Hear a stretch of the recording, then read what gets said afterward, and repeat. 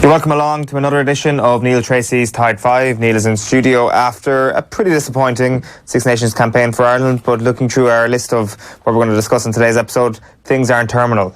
Not really. It was tough looking back on the match. I've watched it 3 times now, which is more than enough to have watched that game of rugby on Saturday. I have picked out a couple of good things from the scrum. Well, one good thing from the scrum in particular. The scrum was mixed on Saturday. It really was, because Ireland gave away 3 penalties on the Welsh feed, but at the same time, like 2 of those were simple errors. They wouldn't be things that would worry you completely. It was a slip bind from Cian Healy, and one was Tadhg Furlong dropped to a knee. There was one penalty Wales got that looked a bit dodgy. They ran around a little bit. It's not really something I said I'd go into in detail here, because in the grand scheme of things, it really didn't matter that much. What I am going to look at, though, is there's just one Irish scrum from early on in the game. They did put Wales under an awful lot of pressure. They won a couple of turnovers in the second half in particular. David Kilcoyne was excellent when he came on. And as the game went on, the scrum got an awful lot better. So this is just one from early on that we're going to look at. And yeah, as you can see there, this is the setup at the start. You can see circle there is Tadhg Furlong and Rob Evans, the Welsh lucid. You can see Rob Evans, his bind is actually quite short. You can see the way the elbow is pointing down into the ground. And this is something that Furlong is going to take advantage of as we roll it on to the next clip. So as you can see there, what Furlong has actually done here now is, and it is, strictly speaking, it will be illegal, he's actually shortened his own bind. Normally you'd have to have it long. He has kind of come in and just locked him in under the armpit, just on top of the arm. And what he's doing is he's taking advantage of Rob Evans' short bind and just tucking him down and basically just squeezing his left shoulder down into the ground so that he's off balance. What you can see there as well, though, is all those yellow lines. The Welsh forwards at the moment, they are pretty much driving in the same direction. The ball is also at the back for Gareth Davies, but Ireland are going to put them under an awful lot of pressure, is what we can see in the next one. So what Furlong has done is, by squeezing Evans down, he's been able to pretty much split Rob Evans and Ken Owens, the Welsh hooker. So as you can see, they're now driving in different directions. So Furlong has just come right in between the two, and that's exactly what a tight head's job is. It's to get in and attack the hooker. And as you can see there, they're going backwards very quickly. And as what happens in a scrum is, if you're going backwards, the ball coming out just isn't clean. You know, the scrum half is under a lot of pressure to get it out as quick as he can. And as you can see, Davies has to rush. What Cian Healy does very well here, Davies has just picked up the ball, he's about to pass it. And as the scrum is flying through, Cian Healy's obviously just about seeing this, as you can see in the black circle. And he's got a hand up onto Gareth Davies and just about stopped him passing the ball. Davies ends up spilling it, and Ireland actually pick up the loose ball and counter-attack. Right, it's very interesting. So that was like as good as it got from an Irish scrum perspective? No, to be honest, as the longer the game went on into the second half, it was actually something that was very, very good. They got a good penalty against the head when Dave Kilcoyne came on. So I think the early mistakes were pretty much in that kind of middle period and end of the first half. I think the Cian Healy's one that he gave away was right at the end of the first half.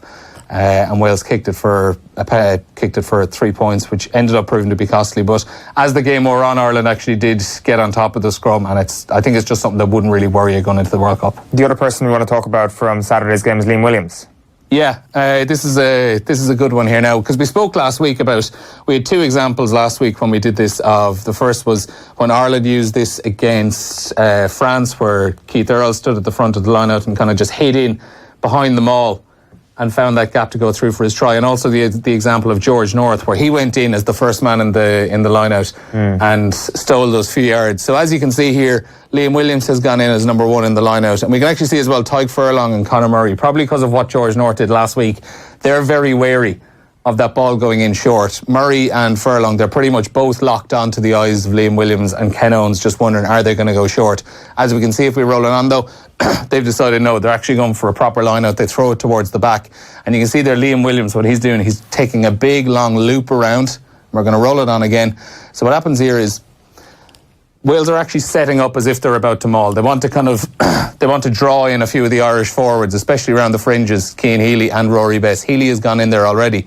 And Josh Navidi, what he's doing is he's going in as if he's about to be that guy who's going to pick the ball at the back of the maul and just kind of drift back and hold it on the hip. But while he's doing this, Liam Williams is taking his big loop around, and Cian Healy actually does very well at the end to spot that again. Like, it's 2 bits in a row where Healy's awareness was quite good, got up, got the hit on Liam Williams. He didn't actually complete the tackle fully. Williams ended up getting another couple of yards, but it did just stop him in his tracks a little bit, and you know it really limited the damage. So it was pretty good awareness, I thought. Yeah, for sure. It's one of those moves that sometimes it catches a team off guard. Like in terms of what Ireland could do, they seem prepared for something on that particular line out. Like, is there a situation there where there's just a multiple of these things up the sleeve, or is there anything Ireland could have done a little bit better to kind of stop the yards that he did gain? Yeah, like, I mean, you know, what could easily have happened there is Rory Best could have been sucked in and thought that this was going to be a line out as well, or a maul, I should say. He could have got sucked in and really attacked in on as well as Cian Healy to try defend that maul, and that's where the big gap would have been for Liam Williams. Likewise as well, Healy mightn't have been looking up. He could have been looking down at the ground as he was driving into that maul. He mightn't have realised Liam Williams was looping around as well. And then again, you've another gap. Rory Best might have had to come in to close that. And then you've a gap on the outside. Yeah, it's a smart move though, isn't it? And we do want to talk as well about the other side of the ball and Wales defending against the maul. Well, no, this is a Welsh attacking maul we're going to look at first. It's quite good on both parts, because first of all, Ireland do what we think Ireland did very well. Wales have just taken their line out. They're about to set up their maul. The Irish players have stood off completely. They're not engaging in this maul at all. So at the moment, it isn't a maul. If Wales start moving forward with the ball, then you're into a truck and trailer situation and the ball is turned over to Ireland. So they're holding off. And what this does is, if you just go back again. If we just go back, so we can see there, at the moment, there is no offside line because there is no maul. So what James Ryan, number 5, is about to do, and we can roll it on again, he's allowed just go straight into the back of that, where the ball is being kept. So he just goes in at that angle and he's allowed to take it. It's perfectly legal. There's nothing wrong with doing it, and it's a great move to try every now and again. But what Wales do very well is, as of right now, because James Ryan has gone in, now it's a maul. Now they can start going forward. And in the end, they actually do very well. I think it's Josh Navidi gets James Ryan out of there and limits the danger. You can see there the little circle. That's where Alan Wynne-Jones is now protecting the ball. But what Ireland make the mistake on, and this is Healy making the mistake this time, he just comes in at the side and he just attacks straight in at the side there. You can see the buffer of Justin Tipperich and Adam Beard. If Ireland want to go after Alan Wynne-Jones there, they have to get through those two guys first. So what Ireland ended up doing is they just skipped through ahead and took the third man and was in the side. It was a penalty for Wales. What was your general sense from a technical perspective? So you go through frame by frame almost of the game. You watched it back 3 times of the technical aspects of Ireland's play. Was it a systems failure that allowed the scoreline to be as emphatic as it was for Wales? Or are you looking at the little minutiae here and thinking there's actually just little errors here and there that are quite fixable? No, I think the worrying part really was that it was pretty much the same game plan from start to finish, and Wales were comfortable dealing with it. They just let Ireland have the ball. They trusted themselves to make their tackles, and they weren't really troubled aside from it. Even if, I don't even think a few handling errors, if Ireland have kept the ball in hand a couple of extra times, I don't really think that it would have made a big difference in the grand scheme of things. Wales went there on Saturday with a tactic that a tactic to take on Ireland, and it suited that game down to the ground, and it worked perfectly. For sure. We do also, before we wrap up, want to focus on England-Scotland on Saturday. We also have a defensive maul on Wales. Of course, I'm jumping ahead. So remember last week we spoke about Adam Beard and how good he was at just getting in and those big hands coming in over the maul and disrupting things. There were a couple examples in the game at the weekend where, first of all, how Ireland dealt with it well, and then a couple of minutes later when Wales actually managed to get a turnover. So the first one here we're going to have. This is, maul is just being set up. You can see there Sean O'Brien is the Irish guy who's taken the line out. He's put the ball back, and Adam Beard is trying to reach in over him. So now we'll go on to the next one. And you can see Beard is actually trying to, he's trying to bring the arms in over, and Sean O'Brien is literally just grabbing him by he is just pulling him off. He is just doing everything he can to stop him getting his hands over there. We'll go on again. Tyg Furlong comes in there next. You can see Sean O'Brien is he's just blocking. He's just holding his arms out left and right, doing everything he can to stop him getting in the top of the ball. And what Furlong does well here now, it's all about the protection. It's just get one man behind another, a long train of individuals, get that ball on the hip, and all of a sudden the gap between Tyg Furlong and the ball and Adam Beard is as big as you want it to be. And Ireland take the ball and go away. What we're going to look at next, though, this is literally just a couple of minutes later. Ireland had won a penalty, and this is where Beard is at his best. So James Ryan has taken the line at this time. You can see Beard has just got his arms in around, trying to wriggle his way through the middle of that maul. We'll go on again. Now, that's the left hand of Adam Beard. That's just got in on top of the jersey of Rory Best, who's the ball carrier. So all of a sudden, Ireland are now looking in a little bit of trouble. We'll go on again. And now we've got 2 hands over him. He's actually wrapped in around. He's under his, over his back, under his chest. He's locked in on that.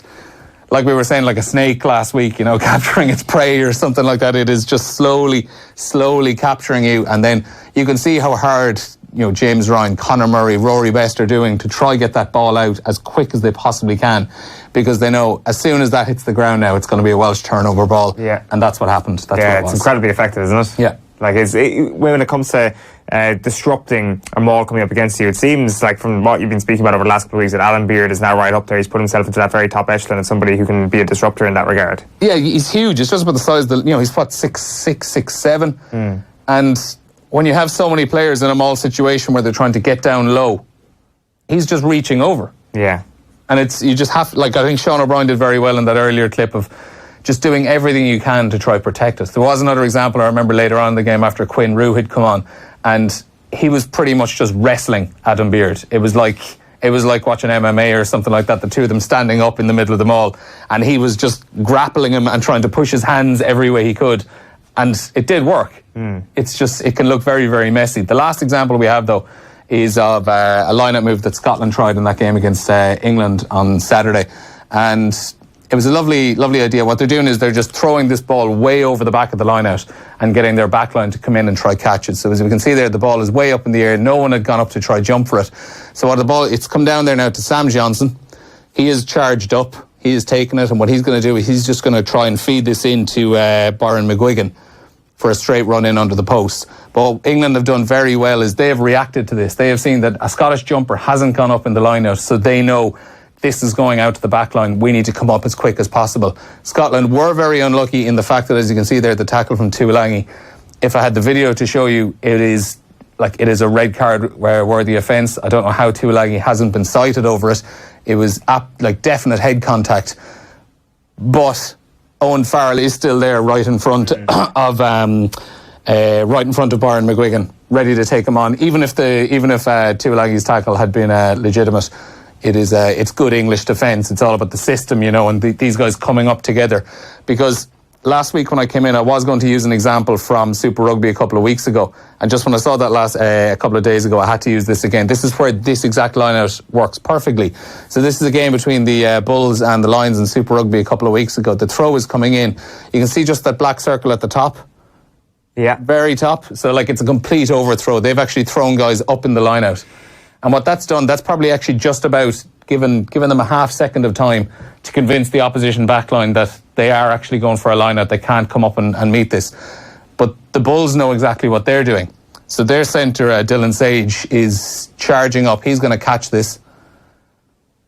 And what he has on his inside then is Roscoe Speckman charging into that gap that's being created. Malcolm Marks has drifted out, the Lions hooker, because he has had to go to the ball. He has had to go to Dylan Sage to try and stop him.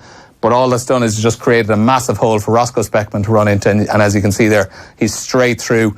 There's the trio of Lions backs that have just been a little bit slow to come up, but the gap is already there. The hole's created. Ultimately, doesn't get in for a try. He's actually stopped a few yards short of the line, but I think about 4 or 5 phases later, they actually got in for the score. How satisfying is it for you watching one of those moves come off? Oh, it's absolutely beautiful, because it's all about timing. Yeah. And I think what you have to do as well is what Scotland probably didn't do in that game against England. They didn't sell that they were going for a line-out. They didn't put anyone up. Whereas what the Bulls did there is by sending up a jumper in the middle of the line-out, it just about convinced the Lions back line that they probably needed a hold back. Because what happens is, as soon as the ball is thrown, all the back, they're allowed to come up. But if they have charged up and the ball is caught in the line-out, they are offside. So you have to know when to take the chance, almost, Yeah, for sure. And England knew to take the chance because they knew there wasn't going to be a Scottish player going up for it. Yeah, it was good. It's good reaction, actually. I guess sort of this innate awareness of where to be instead of being prescribed where you need to be against certain moves. That England had that awareness. Having said all that, I don't know how Manu Tuolangi wasn't. Well, it's true. It's a very, very good point. So, final word then, as we wrap up the Tide 5 for the Six Nations, I guess, from a technical standpoint, it doesn't seem that you're too down on this Ireland team, that there are fixable elements pretty much everywhere. There are fixable elements. There are definitely things that worry you. ingenuity, of course. Yeah. Not just that in the big games where it really mattered against England and Wales, that Ireland were outplayed completely, and England and Wales tactically knew exactly what they were doing and how to deal with Ireland, and how heavy and comfortable the defeats were would be a major worry. Yeah, well, it is the end of the Six Nations, but not the end of the Tide 5. We'll be back over. Waiting in the long grass. Waiting in the long grass. Exactly. And plenty all part of the master plan. Plenty of provincial and club rugby to dissect over the next couple of weeks. If you've got any questions, any rugby nerdery you want discussed, you can tweet at Neil_Treacy or at Off the Ball as well. Neil Treacy, thank you very much. Cheers, Owen.